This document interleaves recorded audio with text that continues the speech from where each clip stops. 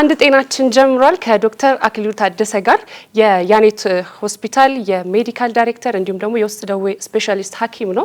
ዛሬ ለየት ያለ ሀሳብ ይዘን ነው የመጣነው አይደል? መጋኛ ይመታል ወይ የሚለውን ሀሳብ ልንወያይ ነው። ቤተሰቦች ዝግጁ ናችሁ? አለ መጋኛ እስቲ ማናችን ደረገሽ እስቲ መንፈስ ነው የምትሉ የምታምኑ መንፈስ ነው በቃ የሆነ ድንገት ሽው ይላል የምትሉ ሁላችሁ ናችሁ። ሽው ማለት አካል ከመጣሽ መንፈስ ነው። መንፈስ ማለት እኮ በአካል የማይታይ ያው የሚያጠናክር ለምሳሌ በስልክ ብናየው ሲም ካርድ አለ፣ ስልክ አለ፣ ኔትወርኩ መንፈስ ነው። አናየው ኔትወርክ መታወቅ እንዴ ጥፊው አለ መዞሩ አለ መጋኛ ነው መንፈስ። ክፉ ነገር ስትሰሚ እናንተ ግን የማይታይ ያላችሁትን ያያችሁት ነው የምትመስሉት። ሲያጠናግርሽ ማክሰ ትሰሚዋለሽ። ለማንኛውም ዶክተር ምን ትላለህ? ያው አሁን የተባለው ነገር በህብረተሰባችን መጋኛ የሚባል ስያሜ የሚሰጠው አለ። ግን በሕክምናው ያው መጋኛ አይደለም። በተለምዶ ይሄ መጋኛ ብለን የምንጠራው የነርቭ ህመም ነው። ያው ፊታችን ላይ ለፊታችን ጡንቻዎች ከአንጎል ተነስቶ የነርቭን የሚያቀብለው ፌሻል ነርቭ የሚባለው ሲጎዳ ፊት ድንገት ይጣመማል። ግን ያው በተለምዶ ፊት ድንገት ሲጣመም ህብረተሰቡ መጋኛ ብሎ ያስባል። ግን በሕክምና መጋኛ የሚባል ነገር የለም። የነርቭ በሽታ ነው ማለት ነው። የፊት ነርቭ መጎዳት ማለት ነው። ፌሻል ነርቭ ይባላል። ፌሻል ነርቭ ፖልሲ ይባላል ወይ ደግሞ ቤልስ ፓልሲ ይባላል። ለመጀመሪያ ጊዜ ይሄን ነገር ያገኘው ሐኪም ሰር ቤልስ ስለሚባል በሱ ስም የተሰየመ ነው። አጉል ሰዓት ወጥቶ ቤልስ ግን መጀመሪያ ካልቀመሰው በይታው ቀምሶት ነው ካልቀመሰው አይታወቅም። ሌላ ሰው የቀመሰውን ስላገኘው እና ሰዓት ይመርጣል ትላላችሁ ወይ እኩለ ቀን ወይ እኩለ ሌሊት ነው ብዙ ጊዜ መጋኛ ይመታችኋል የሚባለውና ታምኑበታላችሁ? እስኪ እጃችሁን አውጡ የምታምኑበት። እኔና እሷ ሰፈራችን ያደግንበት ተቀራራቢ ነው። ለዛ ነው አንድ መጋኛ ነው የሚመታል ሁለታችን። ሰፈራችን ላይ ሰዓት ነው ብላችሁ ታስቡት እስኪ ንገሩ። እኔ ሌሊት 6 ሰዓት ወይንም ቀን 6 ሰዓት ወይም ሌሊት 6 ሰዓት ወይም 9 ሰዓት ሌሊት ወይም 9 ሰዓት አኖ የሌሊቱ 9 ሰዓት ወደ ንጋት ሲጠጋ ሌሊት እኔም ሌሊት ተቃውሟልሽ። እሺ ተራራጣ ይቀርም 6 ሰዓት እስከ 7 ባለው ሰዓት እኩለ በቃ እኩለ ነገር ነው ችግሩ። እኩሌታ ላይ ነው በቃ ችግሩ። ግን አንቺ መጋኛ ተመትሽ አታውቂም ወይ? አላውቅም። እኮ አንቺ የቀን ተረኛው እንዲመታሽ የቀን ተረኝ ክልክል ስለባል ባልተገባሳ እና ይሄ የ7 ሰዓት እኮ ከ6 ተኩል እስከ 7 ሰዓት ወንዝ አካባቢ ወደ ሌላው ሰው ወንዝ አካባቢ አትሄዱ ምናምን ይባላል። ከልጅ መጋኛ ይመታችኋል ምናምን ይባላል። ያው እንግዲህ በሕክምናው ይሄ ነገር የለም መጋኛ የሚባል ግን ይሄ አባባል ባህላዊ እንትኑ ዝም ብሎ ይመጣ አይደለም። ያው በድግግሞሽ የሆነ ሰዓት ላይ ሀፕን ሲያደርግ ያው ሕክምና ሞደርን ሕክምና ከመጀመሩ በፊት ባህላዊ ሕክምናዎች ነበሩ በሀገራችን። ስለዚህ ህብረተሰብ የኛ ማህበረሰብ ደግሞ በሽታ መነሻውን እንዴት አድርጎ ያየዋል ሲባል አብዛኛው ከመንፈሳዊ ነገር ጋር ነው የሚያያይዘው። ስለዚህ መጋኛ ሲባል የሆነ ስፒሪት የሆነ መንፈስ አለ ተብሎ ነው የሚታሰበው። ግን ወደ ህክምናው ስንመጣ የሚጠቅመን ምንድነው ለመረዳት ማህበረሰባችን አንድ ሰው ብርድ መታኝ ብሎ ሲመጣ ምን ለማለት እንደፈለገ እንረዳዋለን። ያው ኒሞኒያ የሚለው በህክምና እሱን ለመግለጽ ፈልጎ ነው በሚል እናየዋለን እንጂ በህክምና መጋኛ ተብሎ የሚጠራው ጀስት ፋሻል ነርቭ የሚባል ከአንጎል ተነስቶ በዚህ በጆሮ በኩል አልፎ የፊታችን ጡንቻዎችን እንዲሰሩ እንዲኮማተሩ ሪላክስ እንዲያደርጉ እንባ እንዲመነጭ ምራቅ እንዲመነጭ የሚያደርግ ነርቭ ነው። እሱ ሲጎዳ ነው ድንገት የሚከስተው። ፊት መዞር ብቻ ሳይሆን አይን መክደን ሊያቅት ይችላል። አሁን አንተ እንደምትለው ትክክል ነው። አሁን ፊት የመጣመሙ ምናምን ነገር እንዳለ ነርቮቹ ሲጎዱ እናንተም በህክምና ያንን ነገር ልታገኙ ትችላላችሁ።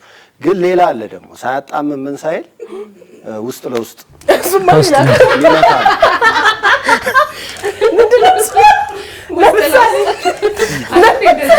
እኔ መጣኝ ነው እንዴት መሰለህ ዶክተር የቱ ላይ ነው መጣ? ስፖርት ለመስራት ነው የወጣሁት እና ስወጣ ልክ ወጥቼ ስፖርት እየሰራሁ በጣም እያስመለሰኝ በጣም ቋቅ እያለኝ ተቸገርኩ እና በጣም ተቸገርኩ። የሆድ ህመም ነው ተብሎ የሆነ ይጠጣ የአናናስ ጁስ ምናምን ሲሰጠኝ ራሱ እዛው መልሶ ወጣ። ከዛ አይደለም ይሄ መጋኛ ነው ተብሎ ድንገተኛ የምትባል ስራ አለች። እሷን አላምጠህ ትውጣታለህ ወዲያው ይቆማል። ሷን ተስተን መድኃኒት ናት። ማለት ይሄ ፊት ማጣመሙ ምናምን ትልቁ ደረጃ መሰለኝ። ቀለል ያለው መጋኛ ግን እንዲያስመልስህ ምናምን ነው የሚያደርገው። ውስጥም በጣም ይረብሸዋል። ከዛ ልክ ያችን ድንገተኛ የምትባል ነገር አላምጠህ ስትውጣት በቃ ሙሉ ለሙሉ ይተዋል። አድሜ ለጉዳዩ ቅርብ እንደሆንክ እያየን ነው። እሷም ቅርብ ነው። የቀንም የሌሊቱን ተረኛ መጥቷል። በጣም ቂም ይዞበታል መጋኛው ውስጡን ካለው። በዛ ላይ አንዳንዴ እኮ ፊትሽን ሲመታ ፊትሽን ሲፈልገው አልፈልገውም አይሆንም ብሎ ነው። በተለምዶ ግን ፊት ላይ ሲሆን ነው። አሁን ደረት ላይ አንድ ሰው ቀስፎት ሲመጣ ብርድ መታኝ ነው የሚለው፣ መጋኛ መታኝ አይልም ለደረት። ፊት ሲጣመም ነው መጋኛ መታኝ የሚባለውና ምናልባት ለፊት እንግዲህ የተለየ ምርጫ ሊኖረው ይችላል መጋኛው። በሕክምና ግን ይሄ የለም ምንም መሰለ ዶክተር። አሁን ሴቶቹ ፊታቸውን በጥፊ ይመቹታል፣ እኛን ወዳቸው ግን ቦታ ይመርጣል ብላችሁ ታስባላችሁ? መጋኛ ለመምታታ እዚህ ቦታ ባይሄዱ ሰዎች ወይም እዚህ ቦታ ሄዳ ነው የምትጋለጠው ለመጋኛ የሚባል እስቲ አለ። ወንዝ ዳር አለች አይደል? ያ ወንዝ ዳር ልጅ ብትራራስ ወንዝ ዳር ስለሆነ ተጋለጠ። አድሜ የተለየ ሀሳብ ነው ያለ መሰለኝ። እኔ ቤት ድረስ መጥቶ ነው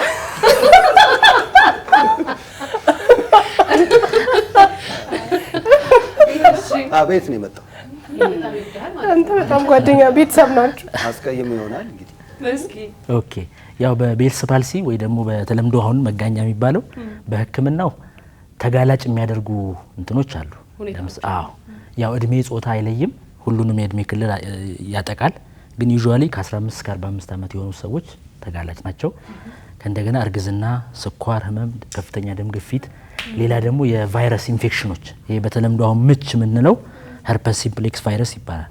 ሌላ ደግሞ ሄርፐስ ዞስተር ቫይረስ የሚባለው በተለምዶ አልማዝ ባለጭራ። እነዚህ ኢንፌክሽኖች የነበሯቸው ሰዎች ሄርፐስ ዞስተር ይባላል። አልማዝ ባለጭራ በተለምዶ አልማዝ ባለጭራ። አንተ እንግዲህ ተምረሃል ብዙ። እኔ ላርምህ። ዳይመንድ ዊዝ ቴል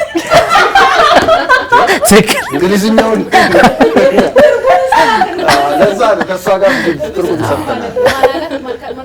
ዳይመንድ ዊዝ ቴል። ስለዚህ እነዚህ ነገሮች አጋላጭ ናቸው። ያው ነርቩ ምን አስቆጣው የሚለውን ነገር በትክክል አይታወቅም።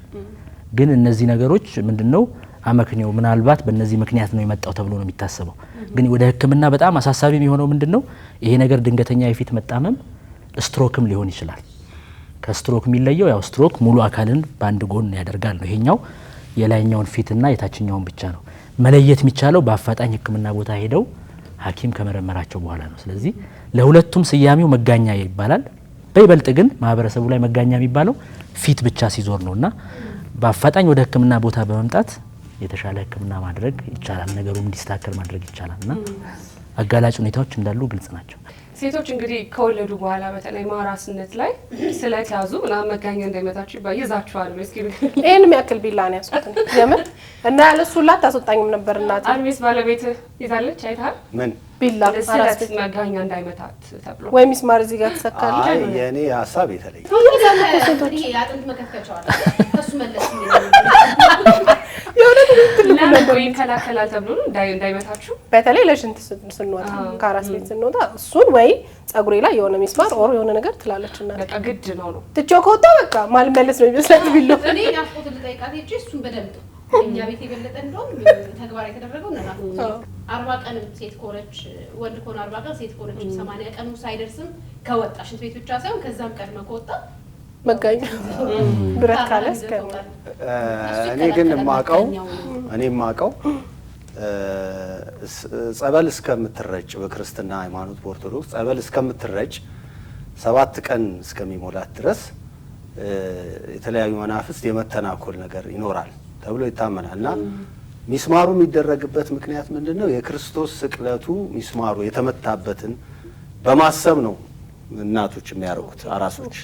ያ ሐሳቡ ነው አጋንንትን የሚያደርገው። ክርስቶስ የተወጋበትን ያደርጉትና ያንን ስለሚያስቡት አጋንንት አይቀርቡም። ያው እምነት ነው የሚያደርገው አጋንንት። ለዛ ስለሆነ ገጀራው ግን ገጀራው ዶክተር ይመልሳል። ገጀራው እንጂ መጋኛ ልትመጪ ነው ገጀራ ሽንት ቤት ይፈራል። ብረት አይወድም ነገር አጋንንት አይወድም ተብሎ ስለሚሰራ እሱ አይደል ክላሽም ይሰራልሽ ወርፍ ምናምን ከሰራላት ወይስ ምን ይላል ትጋደልበት።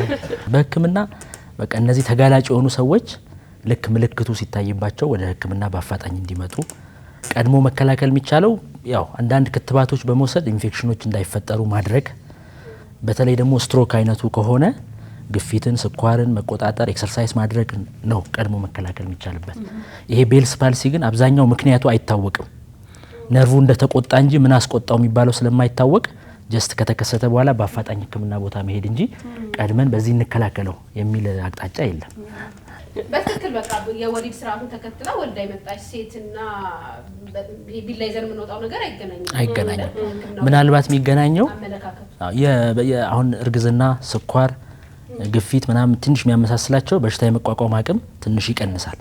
ስለዚህ ሲቀንስ ውስጥ የነበረ ቫይረስ እሱ አክቲቬትድ ሆኖ ይሆናል የፈጠረው በሚል እንጂ ከወሊድ ጋር ከእንትኑ ጋር የሚያያዝ ነገር አይደለም። ቶሎ ተጋላጭ ይሆናሉ። ተጋላጭነታቸውን ነው የሚያሳየው። ግን ዶክተር መነሻው ካልታወቀ መጋኛ ወደሚለው አይወስድህም? አይ በጣም ጥሩ ጥያቄ ነው። ያው ሕክምና ላይ ብዙ ነገሮች አሶሲዬሽን ነው የሚቀመጠው። አሁን ልክ ይሄ ነገር ሲከሰት ድንገት እንደሚከሰት ይታወቃል።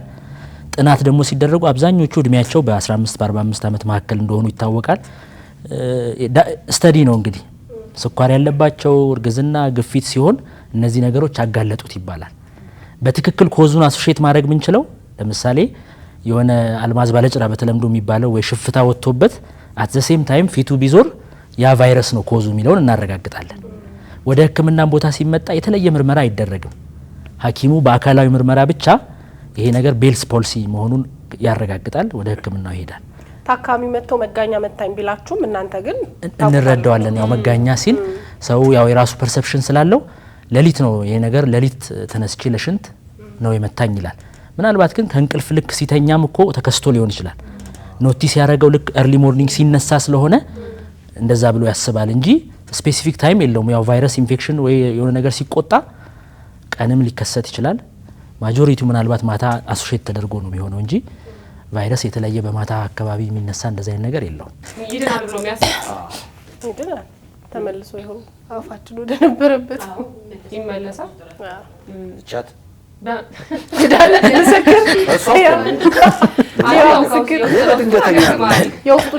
ድና አሳየች። የውስጥ ድኗል። አንተ የቀጠቀጠ ያ ካለ ምራቅ ነገር ያስመልሳል። በዛች በድንገተኛ ያበቃ። በነገራችን ላይ እንትኑን እኮ መካድ አንችልም ማለት የባህላዊ ሕክምናውን እንዳመለካከታችን ያለው ነገር የሚሰራል። ያው የኔ እናት አንጎዴን ምናምን ይሄን እንደዚህ ስንጣመም ራሱ ዳማከሴ መድኃኒት ተደርጎ እንደዚህ ማሻሸት ምናምን ለነሱ በእነሱ አመለካከት ወይም እኛ ይሰራልን ለመጣንበትም እኮ የተወሰነ ነገር ትንሽ ሪሊፍ ካገኘ እኮ ይሰራል ነው የምትለው አይደል? ፈጽሞ ላይድን ይችላል፣ ግን ለሰዓቱ ይስተካከላል ብለን ስለሚያስብ በሕክምናው በጣም ይድናል። በባህላዊ ደግሞ ትንሽ ወደ እናንተ እስከምንደርስ ድረስ ይድናል ብዬ አምናለሁ። ያው እንደተባለው ይሄ ነገር በአፋጣኝ ሕክምና ቦታ መመጣት አለበት። ያ ምክንያቱ ምንድነው? ከደማከሴው ቀጥሎ ዶክተር ባይገር ሪኮመንድ ያደረገ ደማከሴ ኤርሊ ሲመጣ ሕክምናው ውጤቱ እንደዛው የተሻለ ይሆናል። ምንም ሳይታከምም አንዳንዴ በራሱ ይድናል። ከ3 ሳምንት ጀምሮ መሻሻል አሳይቶ እስከ 6 ወር በራሱ ሊድን ይችላል። ግን የሚፈራው ምንድነው? በሕክምና በሰዓቱ አስፈላጊ የሆነ ሕክምና ካልተደረገ ጉዳቶች ጥሎ ሊያልፍ ይችላል። ለምሳሌ በከፊል ይድንና በቃ ከ5 ዓመት በፊት ይሄን ነገር ተከስቶ አፉ ትንሽ ጠመም ያለ ሰው ሊሆን ይችላል። አፍ ማጣመም ብቻ ደግሞ ሳይሆን ይሄ ነርቭ መጥቶ አይናችንንም እንባ ሁሉን ነገር ስለሚቆጣጠር አሁን አይን መክደን ያልቻለ ሰው ማታ ላይ ይሄ የአይን የውስጡ ክፍል ወይ ደግሞ እንትኑ ይደርቃል። ስለዚህ በዛ ምክንያትም አይን ላይ ችግር ሊያመጣ ይችላል። ሕክምና ቶሎ ሲመጣ መድኃኒት ይሰጥና የተቆጣውንም እናስተካክላለን። ከእንደገና አድቫይስ እንሰጣለን ፊዚዮቴራፒ እንዲያደርጉ፣ ማታ ማታ ሲተኙ የአይን ሽፋን እንዲያደርጉ ወይ ቢያንስ ፕላስተር ነገር ተደርጎ አይኑ ካልተገጠመ ሲተኛ ይሄኛው ይጨፈናል፣ ይሄ ክፍት ነው ይደርቃል። የውስጠኛው ኮርኒያ የሚባለው ይደርቅና ለሌላ ጉዳት ስለሚያደርስ ማለት ነው። ከዛ በላይ ደግሞ ከፍተኛ ጭንቀት ያመጣል። ድንገተኛ ነገር ስለሆነ ሰው ይሄ ነገር በቃ እንዲሆኜ ልቀር ነው ብሎ በጣም ከፍተኛ ጭንቀት አብሮም ስለሚይዝ ወደ ሆስፒታል መምጣቱ እጅግ በጣም ጠቃሚ ነው። በተለይ ደግሞ ከስትሮክ መለየት የምንችለው ሐኪም መጥቶ ካየ በኋላ ነው እንጂ በራሱም የመዳን እድል ይኖረዋል። ግን ቅድም ያልኳቸው ነገሮች ይፈሩ አይገርም። የኛ ፊዚዮቴራፒ ግን እና እንትን ነበረ። የኛ ፊዚዮቴራፒ እናቴ ትቆም ነበር ጀርባዬ ላይ የሆነ ነገር ሲሰማው ገጥሞኛ ቃል የሆነ ነገር ይድርቅርቅ ብሎ ያውቃል። ዘረጋና እናቴ ከላይ ትቆማለች። ያው ፊዚዮቴራፒ ግን በቃ ዋናው ነገር መጋኛ ነው እንትን ነው የሚለው መላምት እስከ መግባት ልክ ይሄ ነገር ሀፕ እንዳደረገ ቶሎ ወደ ጤና ጣቢያ ነው መጋኛ ነው። ቆይ ላናግረው ልደውልለት ምናምን ከማለት ገጀራይን ምናምን የለም ቀጥ ብለሽ ገጀራው ላይ እንጥሎብሻል። ገጀራሽ ነኝ ጎን ለጎን የእምነት ነገሮችን ማድረግ ሁሉም እንደ እምነቱ ጸሎቱን የባህላዊ ነገሩንም እያረገ ግን ሕክምና ቦታን በመምጣት ምክሮችንም የተለያዩ ነገሮችን ቢወስድ የተሻለ ነው። ፈጥሩ ሐኪም የሚያገናኙ ፈጣሪ ነው ይባላል። ትክክል። እዚህ ሁለቱም ይደገፋል ማለት ነው። ዶክተር በጣም ነው የምናመሰግነው እዚህ መጣ እንግዲህ ዛሬ መጋኛ እኛ ከምናስበው ሌላ ደግሞ የሕክምና አይነት እንደሆነ የሕክምና አይነት እንዳለውና በሕክምናው ዘርፍም እንደሚታወቅ ስለገለጽክልን እናመሰግናለን። እኔም አመሰግናለሁ ስለዚህ ዛሬ ግን ላይ አልተቻልሽም፣ ሽልማት አለሽ እንዴ? ሽልማት አለሽ ወይ? ምን ለምን ነው እሷን ተሸለመው? ለምን ተሸለመችው? ወይ በሳይንቲፊክ እኔ ላውራ ቻልኳት አይደለም መጋኛ ዘርፍ ነው ሽልማቱ። ተመትቼ በማወቅ ማለት በመጣም ለመጋኛ ዘርፍ ተደጋግሞ በመመታት ቀን በመመታት በጠራራሳ ለማንኛውም የዛሬው አንድ ጤናችን እንግዲህ መጋኛን አንስተን ብዙ ተወያይተንበታል። በሚቀጥለው ሳምንትም ሌላ ሀሳብ ይዘን እንመጣለን። እናንተም ይሄ ቢነሳ ይሄን ብታወሩበት ይሄን ብታነሱት ምትሉ ካለ እየላካችሁልን አብረን እንወያያለን። ለዛሬ ግን ይሄን ይመስል ነበር።